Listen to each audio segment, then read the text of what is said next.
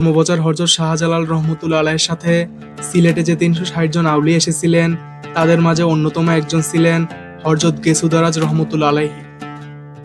সেই তিনিই মূলত কেল্লা বাবা নামে পরিচিতি লাভ করেছেন।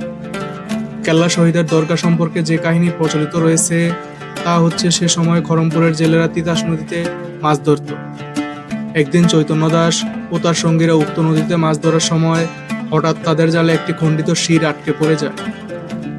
তখন জেলেরা ভয়ে ভীত হয়ে পড়ে এবং খণ্ডিত শির উঠাতে গেলে আল্লাহর কুদরতে খণ্ডিত শির বলতে থাকে, একজন আস্তিকের সাথে আর একজন নাস্তিকের কখনো মিল হতে পারে না।